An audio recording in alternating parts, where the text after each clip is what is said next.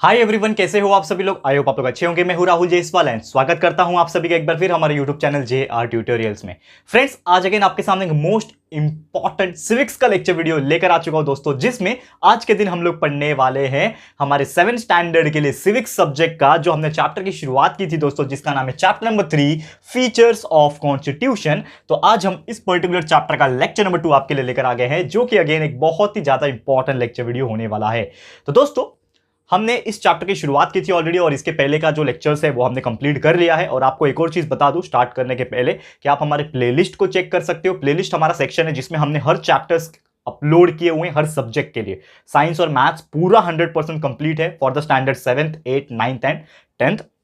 11th standard के लिए physics, chemistry, maths, biology के वीडियोस आपके लिए रेगुलरली आ रहे हैं। बाकी मैं बात करूं स्टैंडर्ड की तो आपके लिए इंग्लिश ग्रामर और SST यानी सोशल स्टडीज के हिस्ट्री, ज्योग्राफी, सिविक्स और पॉलिटिकल साइंस जो होंगे वो सभी चीज हम लोग बना रहे हैं कंटिन्यूअसली और मोर देन 50% तो ऑलरेडी कंप्लीट हो चुका है। तो चेकआउट कर लेना यार, आप लोग के लिए बोल रहा हूं, एक ही जगह पे हर चीज मिल जाएगा, आप अच्छे से पढ़ाई कर लेना, ठीक है। तो शुरुआत करते हैं आज के इस चैप्टर की। तो सबसे पहले क्या हमने स्टडी कर लिया है वो भी देख लेते हैं। तो देखो, बेसिकली हमने बात किया था कि ये जो हमारा सिस्टम है यानी कि जो कॉन्स्टिट्यूशन है, इसमें बहुत सारे फीचर्स होते हैं। जब संविधान को बनाया गया था दोस्तों, तो बहुत सारी चीजें ध्यान में रखी पड़ी थी कि किस हिसाब से गवर्नमेंट बनेगी, किस हिसाब से गवर्नमेंट के अंदर चीजें होंगी, ये सभी चीज जो है वो ध्यान में रखी गई थी। अब उसमें एक था कि हमारा जो गवर्नमेंट बनेगा वो एक यूनियन गवर्नमेंट बनेगा एंड ये जो भी चीज प्रोसेस है वो कहलाएगा फेडरल सिस्टम या फिर फेडरलिज्म कहलाएगा। ये हमने ऑलरेडी डिस्कस किया था। और किस हिसाब से इलेक्शन जब होता है, किसी एक पार्टी को मेजोरिटी मिलती है, वो अपना गवर्नमेंट बनाता है, यूनियन गवर्नमेंट जिसको सेंट्रल गवर्नमेंट भी कहते हैं, वो कैसा अपना रूल्स एंड रेगुलेशन बनाएगा और किस हिसाब से उसके अंदर जो पावर्स होंगे वो लोग जनरेट करेंगे और वो पावर्स की हेल्प से बहुत सारी चीज को एस्टैब्लिश करेंगे।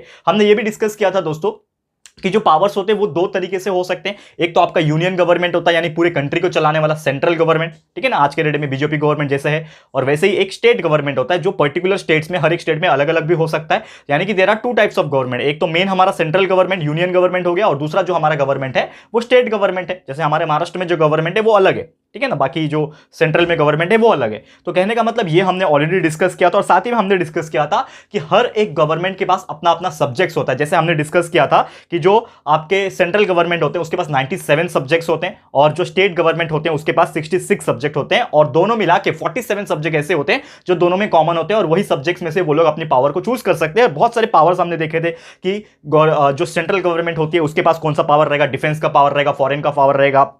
फिर जो स्टेट गवर्नमेंट होगी उसके पास agriculture and law and order का पावर रहेगा। फिर दोनों में कॉमन जो रहेगा वो एम्प्लॉयमेंट और इन्वायरमेंटल चीजों के ऊपर पावर रहेगा। तो अगर आपने नहीं देखा है तो लेक्चर नंबर 1 देख लेना। ये हमने एक हाईलाइट लिया है आपके लिए कि सो दैट कि कोई नया बच्चा अगर आया होगा तो उसको थोड़ा बहुत समझ में आ जाएगा कि हमने प्रीवियस लेक्चर में क्या डिस्कस किया था और वो जाके लेक्चर नंबर 1 देख लेगा। तो प्लीज चेकआउट कर लेना। आज की शुरुआत करेंगे, छोटा सा आज लेक्चर होने वाला क्योंकि 2 से 3 टॉपिक आज हम लोग लेने वाले, तो ध्यान से देख लेना। सबसे पहले हम लोग बात करेंगे दोस्तों, हमारा जो पहला टॉपिक है आज के लिए वो है दोस्तों यूनियन टेरिटरीज, ठीक है। What do you mean by दोस्तों यूनियन टेरिटरीज? आप सभी जानते हैं कि हमारा जो कंट्री, हमारा जो इंडिया है उसमें लगभग अगर हम बात करें 29 स्टेट्स, ठीक है, सिलेबस के हिसाब से मैं बोल रहा हूं 29 स्टेट्स और लगभग 7 यूनियन टेरिटरीज है, ठीक है ना। 29 स्टेट एंड 7 यूनियन टेरिटरीज जो है हमारे कंट्री में है। लेकिन आज के डेट में आप देखोगे अकॉर्डिंग टू 2021 ये जो आंकड़ा है वो चेंज है।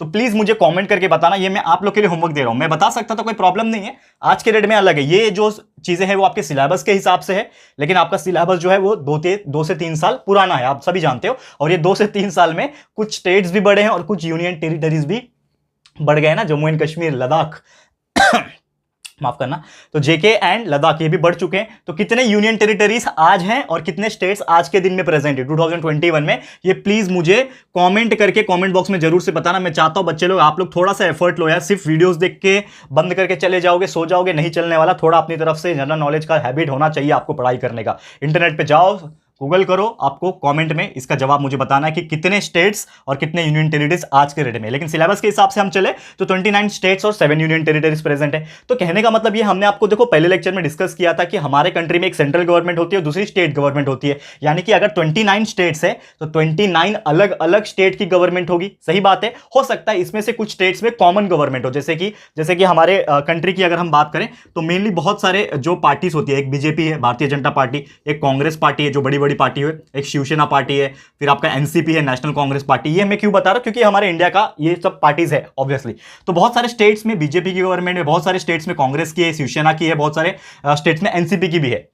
खासकर महाराष्ट्र की बात करा जाए तो ये तीन जो पार्टी है, तीनों ने मिलकर हमारी एक गवर्नमेंट फॉर्म की है इस वक्त जो महाराष्ट्र में चल रही है। ठीक है, तो कहने का मतलब यह है कि 29 स्टेट्स है, तो हो सकता है 29 के 29 अलग अलग पार्टीज हो सकता है कि बहुत सारे ऐसे स्टेट हो, 5 से 6 स्टेट ऐसे हो जिसमें कंबाइंड गवर्नमेंट हो, यानी कि एक ही पार्टी की गवर्नमेंट अलग अलग स्टेट को रन कर रही है। लेकिन हमारा मुद्दा ये नहीं है, हमारा मुद्दा है दोस्तों यूनियन टेरिटरीज।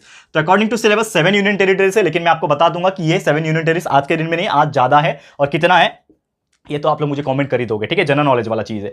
तो जितने भी यूनियन टेरिटरीज है, तो आपको एक चीज मैं बता दूं कि यूनियन टेरिटरीज जो होता है ये भी क्या होता है, एक राज्य होता है, लेकिन उसको हम लोग स्टेट नहीं बोलते। यूनियन टेरिटरीज मतलब क्या होता है, नाम में देखो यूनियन ये वर्ड लिखा हुआ है, इसका मतलब क्या है कि ये जो स्टेट होता है या फिर ये जो जगह होता है, इसका जो कंट्रोल होता है वो कौन सी गवर्नमेंट के हाथ में होता है, वो यूनियन गवर्नमेंट के हाथ में होता है।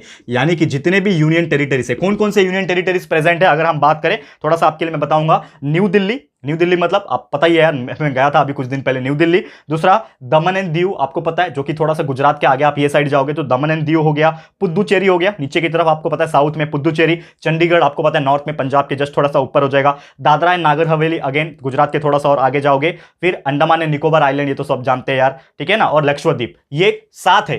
अगर सिलेबस के हिसाब से बात करें तो ये 7 यूनियन टेरिटरीज है, लेकिन अभी लद्दाख और जम्मू एंड कश्मीर भी ये हमारे यूनियन टेरिटरीज का हिस्सा बन चुके हैं।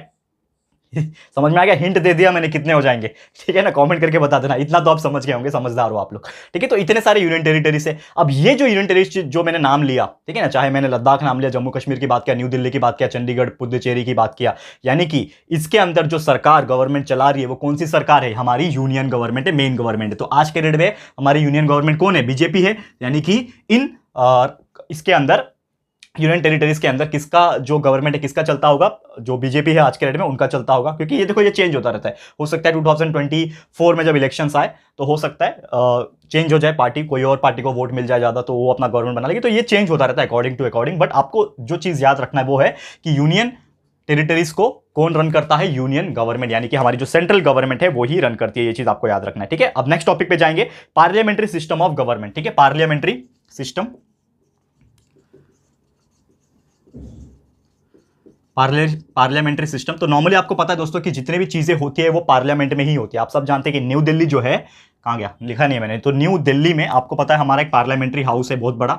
कभी जाओगे दिल्ली साइड तो जरूर से घूमना। हम भी गए थे दिल्ली, लेकिन उस जगह जाने का परमिशन हमें नहीं मिला, बिकॉज हम, आपको पता ही है कोविड का बहुत सारी चीज़ें इशू चल रहे हैं, तो हम ज़्यादा जगह नहीं घूम पाए। इसके लिए बहुत सारे व्लॉग्स आपके लिए नहीं बना पाए। और बाय द वे आपको नहीं पता है तो हमारा व्लॉग चैनल है JR व्लॉग्स, जिसमें हमने बहुत सारे वीडियोज़ डाले हुए हैं घूम के, ताकि आप लोग को इन्फॉर्मेशन एंड बहुत सारी चीज़ें एंटरटेन कर सके। तो जाके चेकआउट कर लेना, हमारे चैनल के अंदर सेक्शन के अंदर आपको ये व्लॉग चैनल का आईडी मिल जाएगा, तो जाके क्लिक करके वीडियोस देख लेना, पसंद आएगा तो चैनल को सब्सक्राइब कर लेना, ठीक है। चलो ये हो गया एडवर्टाइजमेंट का काम मेरे चैनल का, ठीक है। चलो अब बात कर लेते हैं टॉपिक की। तो देखो न्यू दिल्ली में एक पार्लियामेंट्री हाउस है, आपने देखा होगा न्यूज़ चैनल वगैरह पे दिखाया होगा, ऐसा गोल सा एक बिल्डिंग है, ठीक है ना, ऐसा गोल सा एक बिल्डिंग है एकदम राउंड, उसमें पिलर से बहुत सारे, तो उसको बोलते हैं पार्लियामेंट्री हाउस। अब ये पार्लियामेंट्री हाउस क्या होता है, नॉर्मली जो इंडियन कॉन्स्टिट्यूशन है उसका मेन पिलर बोल सकते हो आप। क्यों?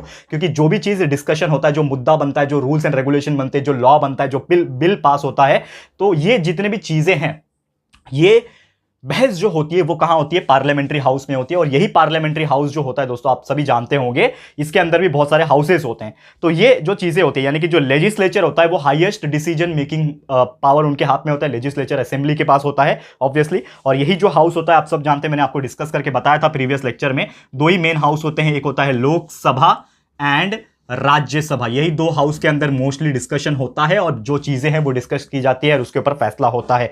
तो जितने भी काउंसिल ऑफ स्टेट्स होते हैं, काउंसिल ऑफ मिनिस्टर्स होते हैं, ठीक है ना, यही सब चीजें एडमिनिस्ट्रेशन को रन करते हैं और इसी से हमारा जो गवर्नमेंट है या फिर पार्लियामेंट्री सिस्टम है वो रन होता है। और जो भी क्वेश्चंस अराइज होते हैं उसी के अंदर काउंसिल ऑफ मिनिस्टर्स उसको आंसर भी करते हैं, और जो भी है वो उसके अंदर ही होता है। प्रेसिडेंट के हाथ में मेन पावर होता है ये सब चीज़ का। और आप जानते होंगे, आपने देखा भी होगा, कभी कभी आप जाके देख सकते हो, न्यूज़ वगैरह पे भी आता है, जब लाइव डिस्कशन चल रहा है, लाइव बहस चल रही होती है, तो बहुत सारे मिनिस्टर्स, इवन हमारे प्राइम मिनिस्टर्स भी होते हैं, वहाँ पे एक स्पीकर होता है जो लोगों को कंट्रोल करता है, कान में स्पीकर लगा के, आपने देखा होगा, ठीक है ना। तो इस हिसाब से होता है। तो ये डिसीजन लेने के लिए कि क्या चीज़ करना चाहिए आगे जाके, अपोजिशन पार्टीज भी होती है, यानी कि जो गवर्नमेंट है वो तो रहेगी, लेकिन अपोजिशन में जो लीडर्स होते हैं वो सब भी वहाँ पे प्रेजेंट होते हैं, ठीक है। तो पार्लियामेंट्री डेमोक्रेसी की बात बात करें तो डिस्कशन और डिबेट करने का जो काम है इन हाउस के अंदर होता है, और इसीलिए पार्लियामेंट्री सिस्टम हमारे लिए बहुत ज्यादा इंपॉर्टेंट रोल प्ले करता है और ये बहुत ही ज्यादा एक मजबूत चीज माना जाता है। अब बात कर लेते हैं एक और बहुत ही बेहतरीन टॉपिक है, आखिरी टॉपिक है इस लेक्चर का, क्योंकि आज मैं स्टॉप करूंगा जल्दी, ठीक है। तो एक बढ़िया सा टॉपिक है जिसका नाम है इंडिपेंडेंट जुडिशियरी। इंडिपेंडेंट जुडिशियरी, ठीक है। तो इंडिपेंडेंट जुडिशियरी की अगर हम बात करें, क्या होता है ये, ठीक है। इंडिपेंडेंट जुडिशियरी की अगर बात करेंगे हम लोग, तो यहां पे अगर हम बात करें कि जो हमारा संविधान है, जो हमारा इंडियन कॉन्स्टिट्यूशन है दोस्तों, वो हमारे इंडियन जुडिशियरी के ऊपर डायरेक्टली डिपेंडेंट है। क्यों? क्योंकि देखो कभी भी कुछ भी अगर बहस हो रहा है, लॉ निकाल रहे हैं, लेकिन जो मेन फाइनल डिसीजन होता है या फिर न्याय देने का जो काम होता है वो कौन करता है? हमारे जज करते हैं, जुडिशियरी सिस्टम करता है। तो इमेजिन करो हमारे देश में अगर सुप्रीम कोर्ट नहीं होता, हाई कोर्ट नहीं होता, तो क्या होता? कुछ देश का भला हो पाता है? देखो कोई भी रूल्स एंड रेगुलेशन आता है तो फाइनल जो स्टैंप लगता है वो प्रेसिडेंट साइन करने के बाद लगता है, लेकिन जो रिजोल्यूशन होता है, उसका जो प्रस्ताव जो होता है और क्लियरेंस जो मिलता है वो सुप्रीम कोर्ट से मिलता है। तो ये सभी चीज आपको पता होना चाहिए, और ये कोर्ट जो है एक बहुत ही इंपॉर्टेंट रोल अदा करता है, प्ले करता है, ताकि वो अपना जजमेंट बता सके और लोगों को इसके बारे में समझा सके, ठीक है ना। और जो कॉन्स्टिट्यूशन होता है उसमें बहुत सारे ऐसे प्रावधान, प्रोविजंस लिखे गए हैं ताकि ये इंश्योर हो सके कि जुडिशियल सिस्टम बहुत ज्यादा काम कर रहा है और उसका इंडिपेंडेंट होना बहुत ज्यादा जरूरी है। इंडिपेंडेंट मतलब किसी के दबाव में ना आके, यानी कि मुझे एक बात बताओ आप लोग कि ये जो जज होते हैं, जुडिशियरी सिस्टम होता है, वो किसी के कंट्रोल में होता है क्या? गवर्नमेंट बोलेगी कि अरे नहीं ये इंसान है, समझ लो कोई एक पॉलिटिकल लीडर है, कोई भी XYZ नाम का कोई पॉलिटिकल लीडर है, उसके ऊपर बहुत सारे क्रिमिनल चार्जेस हैं, ठीक है, लेकिन वो मिनिस्टर है, लेकिन वो क्या है? एक मिनिस्टर है। तो क्या जज उसको छोड़ देगा क्या? मिनिस्टर है तो अरे नहीं नहीं ये तो गवर्नमेंट का आदमी है, इसको छोड़ दो, ऐसा होता है क्या? नहीं।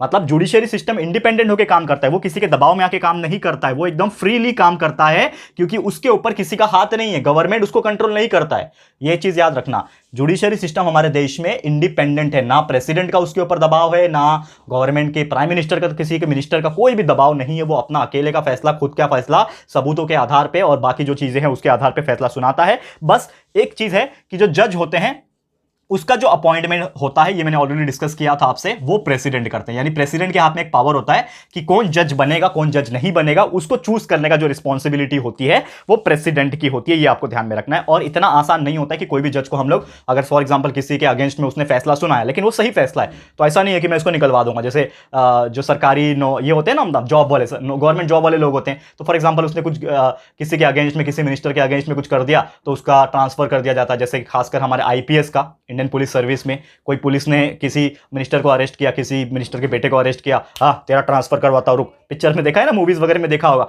तो ऐसा वो उनको कर सकते हैं, क्योंकि वो कैसा है, नॉर्मल लोग है, ठीक है ना, बहुत ज्यादा लेवल नहीं है। लेकिन ये जज वगैरह को ट्रांसफर करना या फिर निकालना बहुत बड़ी बात होती है, और ये किसी के हाथ में नहीं होता। ये चीज आपको ध्यान में रखना है। क्लियर है? तो उम्मीद करता हूं कि यार ये चीज आपको बहुत ही इजीली समझ में आ गया होगा। तो दोस्तों बस इसी के साथ हमारा आज का जो लेक्चर है मैं समाप्त करूंगा। छोटा सा लेक्चर है, माफी मांगना चाहूंगा आपसे जल्दी जाने के लिए, लेकिन दोस्तों आप लोग से मैं वादा करता हूं कि फटाफट से अगला लेक्चर लेकर आ जाऊंगा। छोटा सा और टॉपिक बचा हुआ है, लेक्चर नंबर 3 में मैं लेकर आ जाऊंगा, ताकि ये चैप्टर को मैं कंप्लीट कर दूं। और उम्मीद करता हूं कि आपको मजा आ रहा होगा इस चैप्टर को पढ़ने में, और बहुत सारी नई नई चीजें आपको पता चल रही होगी इस लेक्चर्स और इस चैप्टर के थ्रू। ठीक है, तो आज के लिए इतना ही। हमने यूनियन टेरिटरीज पढ़ लिया, कितना है कमेंट करके जरूर बताना, भूलना मत दोस्तों। कमेंट करो, ये वीडियो देखने के बाद कमेंट करना, सर्च करो इंटरनेट पे, पता चल जाएगा पार्लियामेंट्री सिस्टम कैसे काम करता है, क्या क्या है इसके अंदर, और इंडिपेंडेंट जुडिशियरी सिस्टम क्या होता है, ये हमने डिस्कस कर लिया। तो आज का वीडियो यहीं समाप्त होता है। ये वीडियो आपको कैसा लगा है प्लीज हमें कमेंट करके बताना, अपनी राय और सजेशन जरूर से देना। वीडियो पसंद आया है, अच्छा लगा है दोस्तों, तो प्लीज वीडियो को लाइक कीजिएगा, शेयर जरूर से कर देना, अपने सारे फ्रेंड्स एंड रिलेटिव्स को फटाफट से शेयर कर देना दोस्तों। एंड अगर आपने अभी तक इस चैनल को सब्सक्राइब नहीं किया तो फटाफट से हमारे चैनल को सब्सक्राइब कर देना, साथ में एक बेल आइकन होता है उसको प्रेस कर देना, ताकि फ्यूचर में हम कभी भी कोई भी वीडियोस को अपलोड करेंगे तो आप लोग को नोटिफिकेशन मिलती रहेगी। ठीक है फ्रेंड्स, तो मिलते हैं हमारे अगले वीडियो में। ये वीडियो देखने के लिए thank you and good bye.